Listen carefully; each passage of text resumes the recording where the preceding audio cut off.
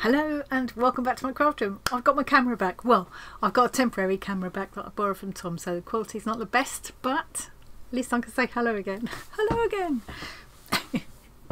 So today I'm going to do another one of those small hand-stitched projects using scrap fabrics. I'm using the scrap bags that I get from Bazaar. I will leave a link to them below. Don't forget, if you make an order from them, put Arty Farty Annie Treat in the note to seller at checkout and you'll get an extra little doodad in with your order, which is always lovely. But obviously you can use any fabric scraps you've got for these projects. I'm just trying to come up with lots of ideas for different ways to use even the smallest scraps of fabrics, and you can do them all without even getting your machine out. You can go and sit out in the garden with them, or sit in front of the telly in the evening and just do a nice bit of hand stitching, and they're all quite short that you can sit and do in one sitting. So today I'm going to be doing my take on the Japanese knot bag. I'm sure you might have seen different versions of these all over the place online. I love them. Normally they're bigger than this, but I think you could go smaller than this, and you could go full size and have it so that this strap fits over your shoulder. But I wanted to do this size because I think it's quite a nice handy little size as a small project bag, and also I'm going to be doing some little hand painted pattern weights soon, and I think these would be a nice this would be a nice size bag to hold them in. So the idea is you've got kind of one handle longer than the other. Long one goes through the short one, and the short one isn't really a handle, it's more of a closure device, and then you just hold it by the one handle. And so of course if you made this full size and did a long strap, you could actually wear it over your shoulder or across your body. And what I've done my spin on it. I've putting it together in there's lots and lots of different tutorials about how to make these. My spin on it is I'm putting it together in a slightly different way, and I'm hand stitching it all, and adding some sort of decorative, just a bit of decorative straight stitching on there. And I've worked out how to draft a pattern for it really easily so that you can adapt it and make it whatever size you like, depending on what size bag you want and what size scraps you've got to use as well. So let me show you. And then, again, this is quick enough that you'll be able to sit and do this in a couple of hours if you're an experienced stitcher. And it's easy enough, it's straightforward enough. I think a beginner could have a go at this and enjoy it, you know. So get my face out. See, now I've got my face back, it's everywhere. Let me get rid of that. So here's the little pattern that I've drawn up, and as I said, I'm going to show you how I made this pattern so that you can adapt it to suit how big of a bag you want to make. I'm also going to need some straightforward, you know, normal sewing thread, needle, pins or clips, and some embroidery floss or whatever other decorative thread you want to use. And of course scrap fabrics. So here's some of the scraps of my Bazaar scrap packs. These are all, in case you haven't heard me rave on about them before, these are all Indian fabrics rescued from the textile industry, factory waste, display clothes that have become damaged, or, you know, just basically reclaimed, rescued fabrics that otherwise would end up in landfill. Some of them are quite big, some of them sort of medium-sized ones like this, right down to kind of small little pieces, and lots and lots of odds and ends. Like I've got a couple of pots full here. I've got a bag, they don't put them in plastic anymore, they come in recycled sari bags, and I've got 6 of the packs all in one. I've squeezed them all into one of the sari bags now, and I'm going to see how much I can make. How many things can I make out of those 6 packs? I've already been, this was the last video I did. I made these little trinket boxes using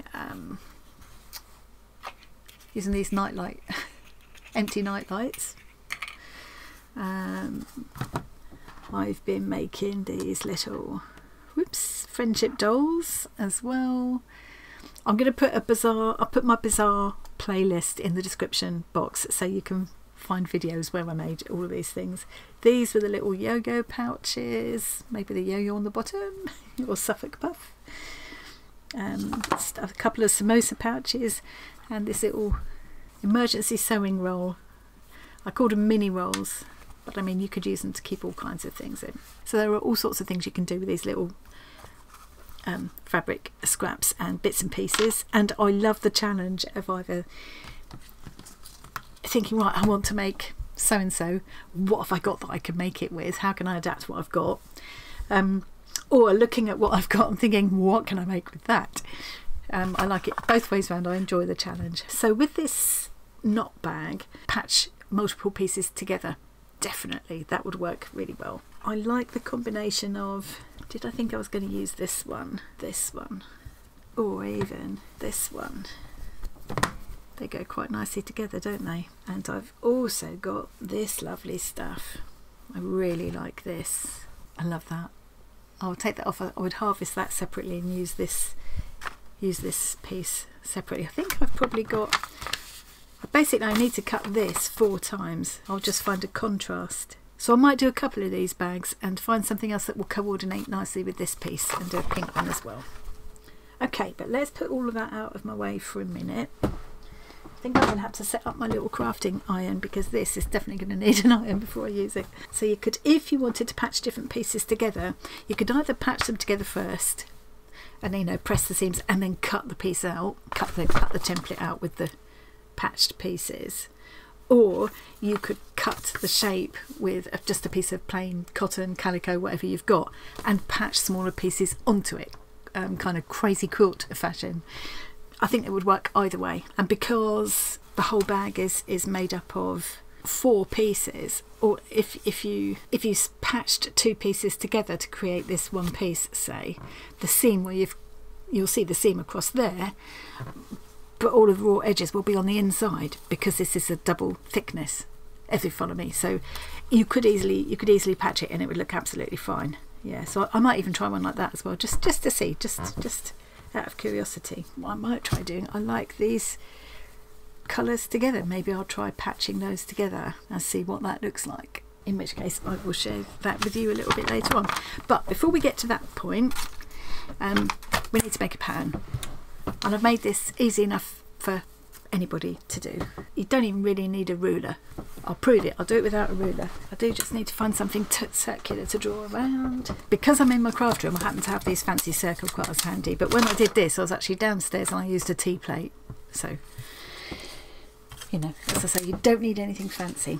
So I have just got a sheet of copy paper I've just swiped out of the printer. My starting point was, this is the piece of fabric I'm going to use. I need my pattern. Oh, look at that. I need my pattern to fit inside this size. This is a much more exciting colour in real life than it looks on camera. It's taken all the vibrancy out of it. Basically, that piece of fabric that I've got to use for one of the outside pieces of my bag is the size of an A4 paper, or it's roughly letter size if you're in America. So my starting point was just to decide how big I wanted the kind of main part of my bag to be, this part. Do I think for this one, let's go possibly even dinkier. Got to think, I need to know that I'll have enough for the handles to be in proportion. So I think this inner circle here is going to be about the right size. So let me just measure that for you. So you don't really need a ruler. I'm just doing this to give you measurements in case you want to. So that is 13 centimeters across, about 5 inches. I'm just lining that up with the edges of the paper just to make things a bit easier. Draw around there. As I say, use a tea plate or whatever, or a compass, you know, some way of doing a circle. I'm just going to fold my paper now along the long edge in line with this edge of the circle. It's probably easier to do it this way round. So can you see, that's where my edge of my circle is. I'm just going to fold my paper so that, because I want that circle to come just to the edge of my paper. Hopefully that is making sense. Can you see? So I've just folded it there, and you can see the circle's now just touching the edge. Merely I wanted those edges to touch as well. I don't think it's going to matter too much.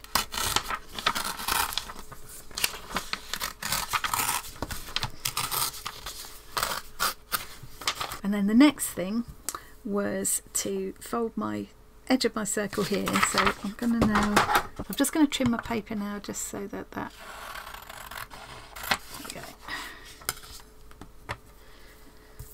That is really, that edge of my circle is really touching the edge of the paper. And now I'm going to fold up to match the top edge of the circle. Make sure my lines are matching up here. So I've folded that in half. And then I'm going to fold up again. So this edge also lines up with that edge of the circle. So in effect what I've done now is fold that circle in quarters. Can you see that? And then the next thing is I'm going to fold my paper in the other direction. I need to trim this up a bit tidier. I'm just going to fold the paper in half lengthwise basically. It's pretty forgiving, you know, you don't have to be super accurate really. And then fold each of those edges in towards the middle again. Basically what I'm doing here is folding this paper in quarters lengthwise.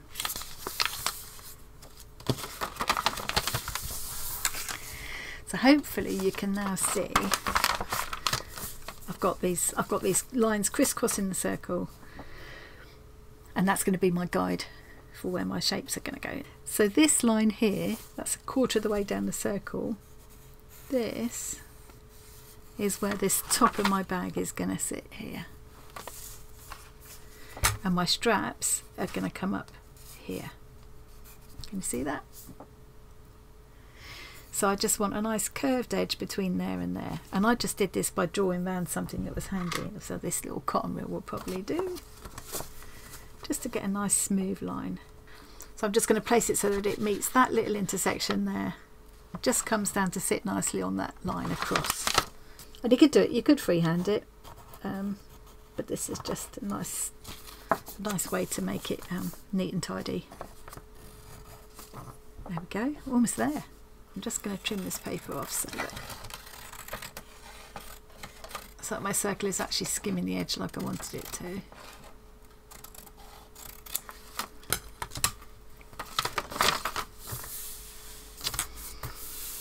And now I just need to bring the straps in a little bit. And this is where you could use a ruler if you wanted to, but if you haven't got a ruler handy or you just hate rulers, just use the edge of the paper like this. And what I'm doing is just bringing it in just by just a fraction. I'm just bringing it in kind of that much. It's not crucial. Because I've torn this edge, I can't use that as a ruler now, but you can see how I could just draw along that straight edge if I wanted to. But I'm going to use the ruler because I've got that torn edge because I'm lazy, basically. So I'm just coming in a very small amount, and then I'm going to follow this fold line up. There we go. So if I cut down here now and around there, just smooth that round. And you could change you could make this more squared off if you wanted to. I have seen some that are more squared off, but I quite like it looking completely round like this. I just think I don't know, just like the look of it.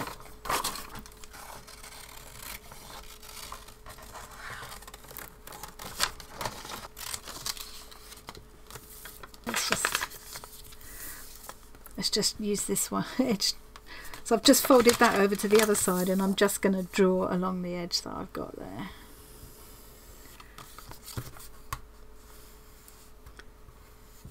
There we go.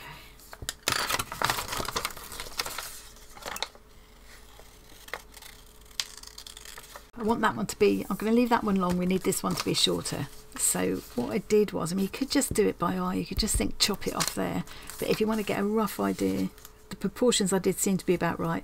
I just folded down to see where the top of that circle is. I just folded down to there, folded in half again. So again, I've got my quarters. I chopped off the top 3/4. I think that's long enough. You can see by eye that that's going to be enough to wrap around to be able to do that loop through. And that is the basic pattern. I could just scan this and do a downloadable template of this for you, but I just thought it was more useful. I think there are other templates about for this bag, and I just think it's more useful to know how to make the pattern up yourself. Kind of feel like that handle is a little bit longer than it needs to be as well, so I might just chop that off. See what I mean? You can just think, you can just tell by looking at it whether the proportions are about right or not. Let's see how this marries up with one that I've got here. Almost exactly. I must have done that before, I reckon. So you do also need to think about a seam allowance as well. So what I'm going to do is now, to make things easier on myself, I think I'm going to take a piece of card and transfer this onto card so that in future I can just draw around this pattern really easily to make it quicker to cut these out. And then when I draw around the card onto the fabric, I can then cut around, leaving a seam allowance. I'll show you in a minute, leaving a seam allowance, but where I've drawn around will be my actual stitching line, and I think that will be really helpful. So that's what I'm going to do. I'm just going to transfer this now just by drawing around it. I saw another beautiful pouch bag today that I haven't seen before, and it was Susie from Susie Q Makes was making it. It's a omiyage, was it called omiyage pouch? Looks beautiful, kind of folded fabrics. I'm gonna have a go at that as well. So that's my paper template done. Now I've got to cut out my cardboard template. Yeah, I love the look of the omiyage pouch. It had a kind of it felt a little bit origami-ish to me, like a fabric origami. And it, again, a great way of using quite small scraps. It was all done with strips of fabric. Christine of Create and Craft with Christine was making a pouch out of yo-yos or Suffolk puffs. I've never seen anything like that done before either. Okay, so that's my basic template. Easy peasy. I need to cut this 4 times, and I could do it in all the same fabric, or 4 different fabrics, or have, what I've done here is have one fabric on the inside and a contrasting or coordinating fabric on the outside. Or like I said just now, you could cut all 4 pieces out of a plain calico or waste cotton of some kind, you know, an old pillowcase or something, and patch pretty fabrics scraps onto it and do it that way. Let's see, what am I gonna, I'm gonna use a Sharpie because it's all gonna be lost in the seams anyway. I'll do this carefully because the material is wanting to move about as I do this. So I'm holding my template down really carefully as I do this. Boo boo, boo boo. I haven't thought to allow my seam allowance here. Now, have I got enough that I can get away with that? I think I can, but when you do this, yeah, I would just bring your template in just a little bit further from the edge because you need a seam allowance. I think I can just about get away with that. I've got about ½ centimetre there. I just need to bear that in mind. I'm having to hold this down carefully because the fabric it is wanting to, it's quite soft and almost sheer, this cotton.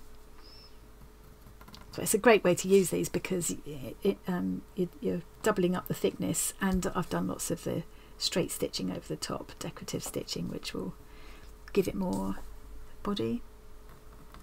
And here I've got quite a scant seam allowance there, but I think I can make it work, so that's okay. The fabric's moved and walked about a little bit as I've done this, but I think it'll be okay. Okay, what I'm going to do now is cut this out with that seam allowance all around. And because I've got this drawn line here where I've drawn around the template, that will be my stitching line, so that'll make it a lot easier. It maybe would be better to use something like a friction pen, heat erasable pen or something like that to do the drawing. That's my first piece. I'm going to do that 3 times more and then I'll be back. Okay, I've decided to do it slightly differently from what I said, just to make sure the pieces match up for stitching. What I'm going to do, what I've done is I've cut the 2 pieces out of this fabric. There isn't a particular right or wrong side to this one that I can see. I put them face down onto the right side of the other fabric. So basically right sides together, except, as I say, in this case I can't see a right or wrong side. But what's important is to remember that one needs to go in one direction, one needs to go in the other direction, so the two pieces are kind of reflected.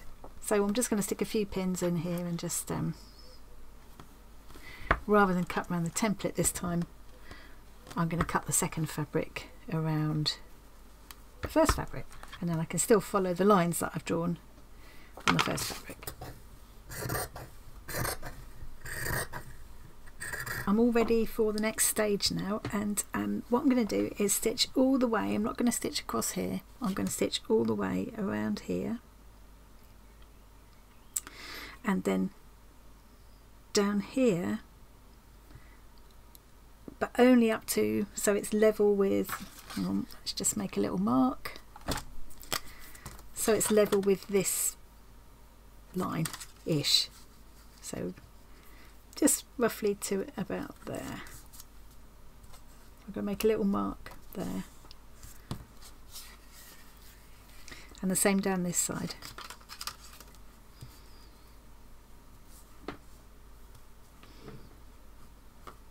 I'll make a little snip there and a little snip there, and then I'm going to line these up and do the same. Here's my snip on this one. Just snip through there as well, and then they'll all come out the same. So I'm just going to use some normal sewing thread. Doesn't need to be a back stitch, I don't think it needs to be hugely strong, this, because I'm going to turn it inside out in a minute. There'll be two thicknesses and I will be doing lots of straight stitching through both thicknesses, so that's going to make it so it doesn't, you know, how strong this seam here, which is what we're doing now, is doesn't really matter. So just a little small running stitch will be plenty. So I'm going to follow the line of my pen, maybe just slightly inside it because I don't really want it to show. As I say, you would be better off to use something like a friction pen, something you can erase when you're done. Yep, so just kind of on the line or very slightly inside it so it doesn't end up showing, and I'm just doing a small neat running stitch. Don't know if you'll be able to see it, you can see it better on that side. As I say, all the way down this outside edge to where I've made the little slit, level with that, down this outside edge down to the little slit, and all around this kind of U shape in the middle, but not across these ends here. And I'll do the same on both pieces. I finished stitching down here, up here, down to here on both these pieces, and what I've done now is just clip into the curves on that inside curve there. I stupidly got carried away and started clipping the curves here, and of course I haven't even stitched this yet, so I'll leave that. I've done a little extra clip there as well because there's a slight curve there where the handle comes in. Just on, not all the way around this edge, just here where it starts to curve. Do some little snips in there, close to the stitching but not right through it, hopefully. Just so that it will sit a bit flatter when I turn it right way out in a minute.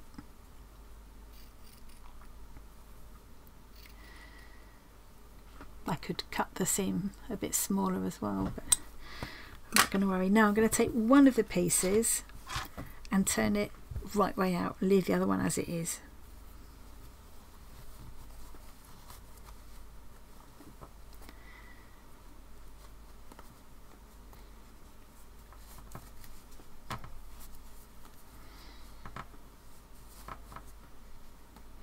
A little bit fiddly, but not too bad.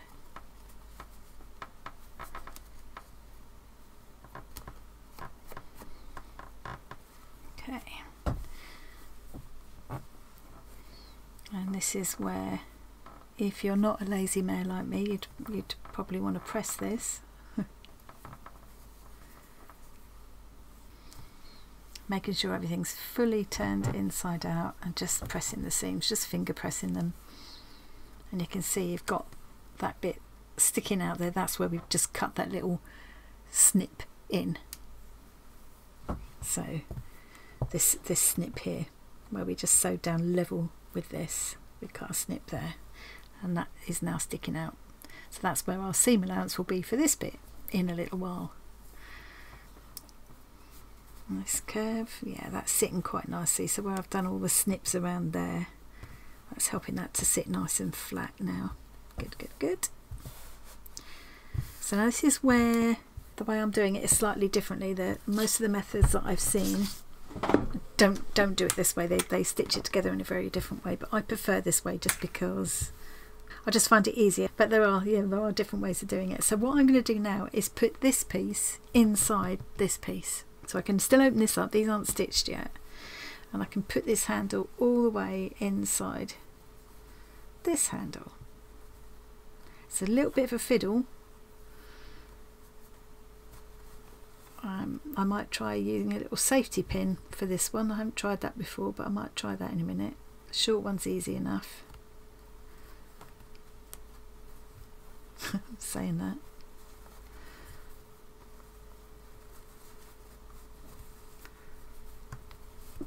So I'm pushing that inside and bringing it up inside like that. And now I want this to be level, because these seam lines have got to line up.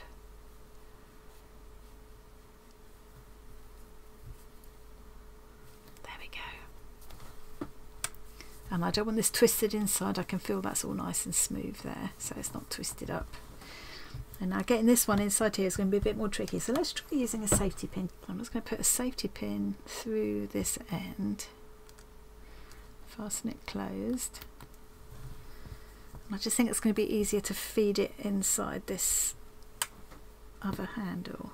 Oh, I have also made sure, because these are going to be well, it's a reversible bag. I'm thinking of this as the outside, but it doesn't matter, it's completely reversible actually, so call it the outside. I've made sure that these outsides have gone together now, and obviously the insides have gone together.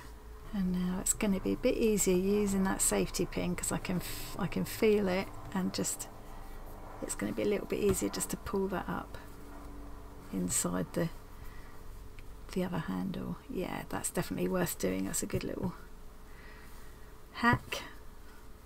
I hate the word hack. Don't understand the difference between a hack and a tip. It seems to be an overused word these days. When's it a hack and when's it a tip? Top tip. Okay, so now I just need to make sure it's not all got twisted.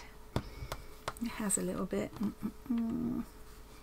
Okay, I can feel there's a bit of a twist in there. What I'm going to do is keep hold of this end that I've just fed in, pull this one right down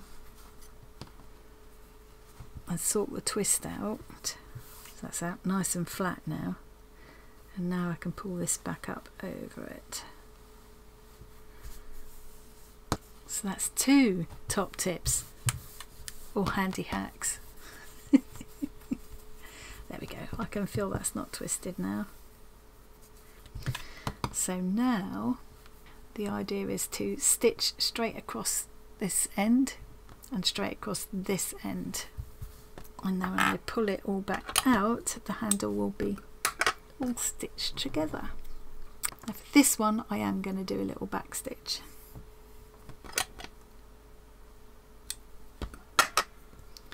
Right, so I have just done a back stitch across the top of both handles, and now, I love this bit, now I just need to pull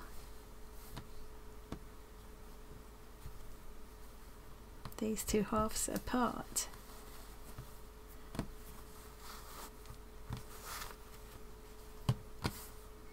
And hey presto, my handles are stitched together. They're not perfectly matched up. You know what I'm going to say, don't you? I don't care. I'm going to do all my, like I did here, all my straight stitching over the top of it, and you can see there they weren't perfectly matched up either. Don't matter.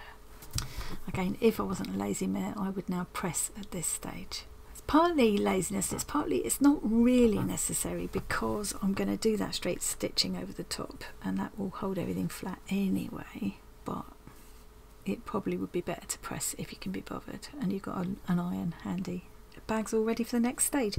So yeah, I could do some of my straight stitching on the handles here if I feel like it would be easier. What you can't do is your straight stitching on these pieces unless you want to do them in separate layers, because these can't be joined together yet. these two are going to join together, and these two are going to join together. So now I'm going to kind of pleat up this handle so that it's kind of the same length as that one, so everything will lie flat a minute. And then I'm going to take this half and fold it back over so that it lines up with its opposite number. Turn the whole thing over, do the same with this half, making sure that I don't get the handles in the way. Just put those handles in there. So I could do this with clips or with pins, it doesn't really matter. Let's go pins because I've got them handy. Sorry about my neighbour's blinking dog. There we go. And I'm going to stitch between where I've made that little notch that we cut in the first place, all the way around to there. And the same on this side, except somewhere I just need to leave a small gap. I'll just do that just here. I think I'm going to, just to remind myself, because I tend to forget things like leaving gaps, I'm just going to put a clip there instead of a pin. And that'll just remind me to think, come on, you're supposed to be leaving a gap. And you could definitely do this on a machine and whip it up really quickly. I just prefer to sit and quietly hand stitch. Yeah, I mean this would be dead quick too, just run around quickly on a machine, wouldn't it? My prototype one, I just used a running stitch again. But really I guess a back stitch would be better for this seam because that is going to take some stress. Yeah, I'm going to do a back stitch around this one. So I'm going to back stitch all the way around this outer edge now, remembering to leave just a little gap. It only needs to be about that long to pull everything else through, and then we'll close that up afterwards. So I'm going to start here, work my way around, and when I get to the clip I'll think, oh, stop. Nearly finished stitching all the way from this point, all the way around, all the way around, all the way around. You can see I haven't done it very carefully at all. I just don't think it's going to matter once it's turned the right way out and I've got my top stitching on it. So I just thought I'd show how I go across this bit. I might end up with a little hole on this one because I've I've made my seam a bit narrower than it needed to be. But if I get a little hole, I'll just put a little a few stitches over the top of it afterwards. It won't show in the end. So I'm just stitching right across where those notches are, where those two colours are joining, just to make that bit really strong. I'm putting a few stitches in there and then back into my back stitching again. I've got my warning clip here. This is where I'm going to stop. That's where my stitching started. I'm going to leave this little gap here, so when I get to the clip I'll stop. And even though this would have been an awful lot quicker on the sewing machine, I've just been catching up on some videos and things and just sitting there quietly. And you know, it's still not taken me very long. I think an experienced stitcher, even doing all of this by hand, you'll easily do it in a couple of hours. Unless you decide to do a patchwork fancy version and do, which I think I might do next, just to see how it works out. Let's try doing either doing the outside in lots of different pieces patchworked together. I'm just going to finish with a little double stitch here now to keep it secure. I'm going to leave I'm going to take the needle out of my way, but I'm going to leave the thread attached because I can use that in a minute to stitch the opening closed. And this little opening should be enough to pull everything through. Turn it all right way out through this little hole.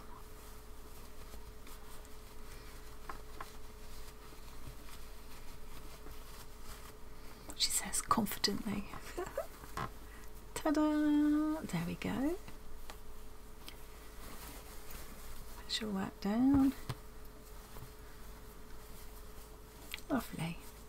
And probably, because I was thinking of this as my outer, I would have been better to have left the opening on this one.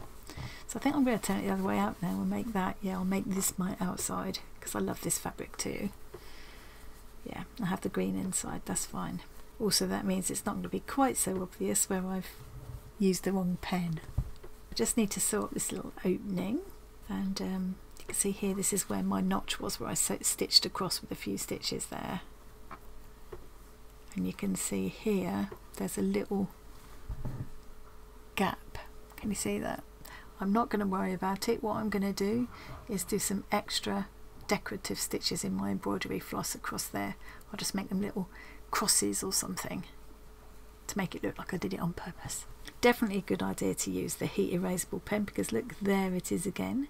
I think by the time I've done my straight stitching over the top like this, I just don't think I'm even going to be aware of it, so that's fine. But it would have been a lot easier just to pop downstairs and get my friction pen. I mean, what a lazy mare. Tuck that blue one in out of the way, because I don't need to stitch that, that's already stitched together.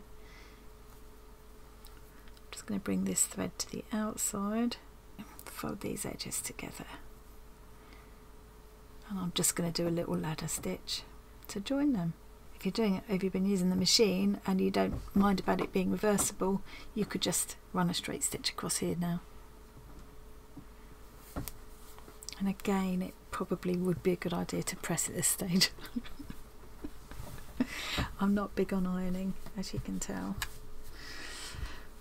So now it's my favourite bit. It's just a question of doing some decorative top stitching now. So I'm going to use that green, because that will look nice with that. It will sort of highlight the inside, the green inside, and it will look nice against this. Yeah, I'm going to go for that green. Black would look nice as well, or I could use a lighter colour. I could use a light beige, that could look quite nice as well. This one I used a paler blue. So I'm just going to use 2 strands of this embroidery floss.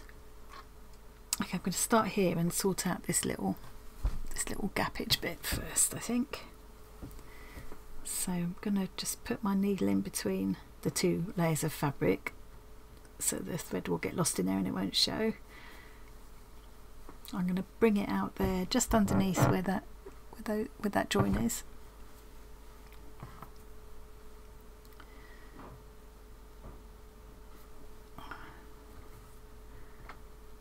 And then just start here with a double stitch across.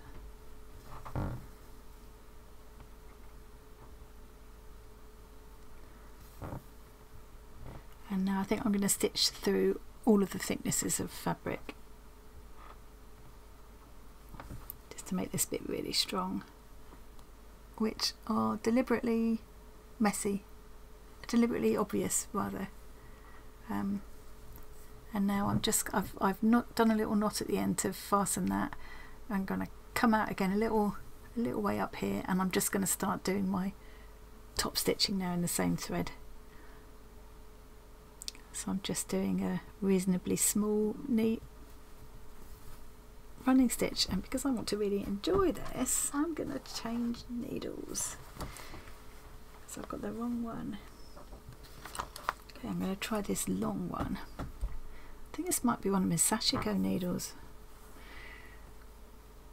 Anyway, it's got a nice big eye for my thread, and it's got a sharp point, and it's got a really long shaft, so I can do lots of straight stitches in one go. It's a bit more heavy going at this point because I'm going through several thicknesses of fabric, because it's where the seam is. So I've got 2 layers of the green and 2 layers of the blue. Once I get into this middle bit here, it's just 2 layers altogether, so it'll be a bit easier going. But yeah, and as well as I like the look of it, this is just going to reinforce everything as well. So I find this kind of straight stitching so meditative, and I just love the look and the texture of it. So I'm just going to do rows and rows of that, the same as I've done here. I might even go over the front a bit more on this one. If I wanted to, I could embroider little flowers on here, or anything, you know. I could do all sorts of things with this. I could put a little stamped label on it. I might try that on one of them as well. Just stamp a word on a little piece of calico and stitch that on the front. That could be quite fun. Okay, I'm going to carry on now working on this, and then I'll come back and show you how it looks. And I'm going to do another one as well, try, you know, patching 2 pieces together. But I think that's all I need to kind of show you in terms of how to do it. Depending on what fabrics you've got, what combinations you use, what size you make it, you know, what embroidery you do. There's endless possibilities to this, and I think you can.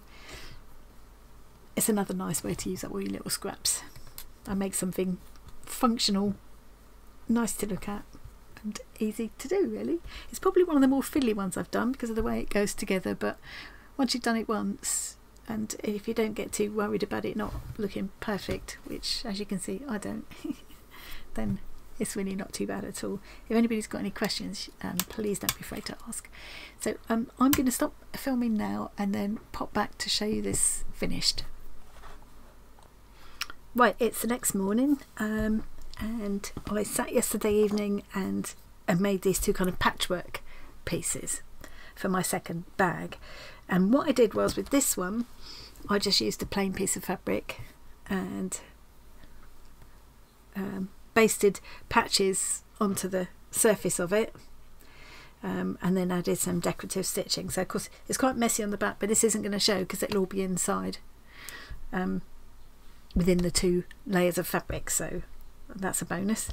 With this one I also started with just one piece of fabric, but because this is more of a decorative piece of fabric, I haven't completely covered it, so there's a patch there, but I've allowed the underneath fabric to show through as well. And I could go nuts. I could do even more decorative stitching on this. I could add sequins in. I could look at some of the bits and pieces that I've got that pot full of trims and things I could add in. I could add sequins and beads and things, and all kinds of in fact, I'm looking at that now and thinking I quite fancy doing that, and it would be definitely easier to do anything like that. Definitely would be easier to do it at this stage. I don't think I'm going to, because I'm going to finish this video, so I'm going to do it in a bit more of a slightly more straightforward way.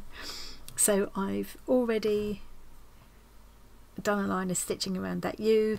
I'm now going to stitch down this. I'm leaving these open, remember. I'm stitching down this side seam just down to level with this line here. Just eyeball that, make that little snip from the top there, leave this top open. I'll stitch from the top down there to where that little snip is. One thing to remember is to make sure you reflect the second piece. So I don't want to do another one exactly the same way around. I want to do it this way, so they're opposite. I just decided it was easier to lay patches on one plain piece of fabric, but you could definitely, if you just wanted to say put two pieces together down the middle or across there like that, just make sure you've got an area of patched fabric one way or another that your template will fit inside. For me that was about the size of an A4 sheet of paper. Okay, so I'm going to go off camera again now and finish out stitching, and then I'm going to come back and show you the assembly bit one more time just to make sure I've made that clear. I'll just whiz through it briefly. I've done that. I've stitched around both of them down to there and all around the U, leaving these tops open and leaving this bit open. So now I've turned this one the right way out and sort of finger pressed it all flat, and I'm leaving this one the wrong way out like that. And I'm going to do just like I did before, and I'm going to put these up inside their corresponding straps. So short one inside the short one, long one inside the long one. Let's do the little safety pin trick again, starting with the hardest one first this time. Try and keep it flat as it goes in, but if it does get twisted I can always sort it out later. But yeah, I'm just trying to make sure it feeds in flat if I can. So I'm bringing it up so that I want these two, all of the raw edges to be even here. Take that pin out now. I'll just put a pin in there so I don't lose that. Make sure everything feels straight, and you can see again where I've stitched up to, where I've stitched the handles down to that notch that I cut. You can see that when I've turned it inside out, there's that extra piece here, which will be the seam allowance. It feels a little bit lumpy bumpy obviously because I've got patches in there, but I'm just making sure it doesn't feel like there's a twist in there. I don't think there is. I think we're okay. And I'm going to do the same with this side. I think I've cut my notches in a little bit too far, so I will end up with a little hole there, but again I will do like I did before and just put some rustic stitches in there and pretend I did it on purpose. Might even be quite cute to put a little button there. Looks and feels nice and flat and smooth. Next thing is to do a line of, I'm going to do back stitch this time, since I'm not bothered doing back stitch, across here and here. So I'm going to do that, and that's all done now. I've stitched across here and I've stitched across here with a back stitch, and now I'm going to just open up this top layer and pull. Oops, hang on.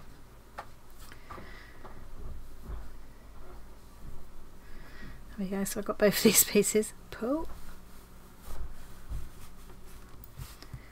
So now I've got my handles all done. Let's just finger press all of this flat. There we go, so we're ready for the last stage. Well, not quite last stage, because I can still add more stitching over the top as well, but the last stage of the assembly. I'm going to fold up that handle like I did before, just so these are sort of about level. And now I need to stitch this half to this half, and this half to its opposite. So the first thing I'm going to do is fold these over to match each other, and turn over, and then just tuck in the handles right into the middle out of the way. I'm now going to fold the pink half over to match its partner.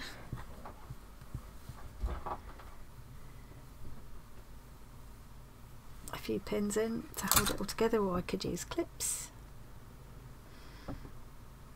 whatever's easiest.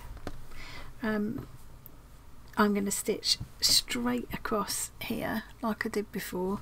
I need to leave an opening. I think it's probably easier to leave the opening on this side because I've got all the patches on this side. So I'm going to stitch, I'm going to start here, I'm going to go all the way around, and then when I get to the clip I'll stop, and that'll leave me that little gap to turn through. So I'm going to do that and I'll be back. I've gone all the way around now, except for, where is it, my little gap here. I went straight across the join there, no problem at all, but on this side for some reason something weird has happened. I'm not sure what I've done. I'm not going to worry about it. When I turn it right way out I will mend the hole whatever is there, and I'll put a decorative button on each side or something just to cover it, or another patch, you know. So don't worry if something like that happens, don't panic. You haven't wasted all this work. Now I'm going to turn everything the right way out all through this little hole. I'm going to go gentle because, you know, it's quite a thin fabric and I've only hand stitched it, so just taking it slowly. And obviously the patched side is what I'm imagining as the outside, but the whole thing, as with all of them, the whole thing is reversible actually. There we go. I think that's so cute. It's my favourite. It's my favourite so far. I love the patchy thing. I mean, yes, it took time to do the patches, but I love that part of it. And I think I'd really like it with some, like I showed just now, some sequins and beads and things on there as well. I think that could be really good. I mean, these are bits and pieces that came in the packs, but I've got loads. I've got a huge stash of beads and sequins and buttons and stuff, and you could stitch around them and all kinds of lots of things. Love that. Really happy with that. So ooh, those are my Japanese knot bags. To be so careful what it sounds like. Japanese snot bags. Japanese knot bags, not Japanese snot bags. Make a nice thumbnail. There we go. I think that kind of shows them. And what I'll do is I'll finish the last bit of stitching on this one, and I'll post some pictures in the Facebook group and Discord community anyway. Camera stopped working again for a second. So yeah, that's all from me today. I hope you enjoyed that. Thank you ever so much for joining me, and I'll see you again really soon. Bye. Oh, don't forget, this Saturday I had to postpone the live stream. Last Saturday, it's normally the first Saturday in the month we do our Saturday night in live stream, so we had to postpone it until this Saturday coming. So it'll be this Saturday coming, May the 11th, from 8 PM to 10 PM UK time. So hopefully I will see you there. I'll try and remember to put the link for the live stream in the description box for this video, so you can click on it now and you can go and set yourself a notification now, so you don't miss it. Okay, hopefully see you then. Thanks very much for joining me today, and I'll see you again really soon. Bye.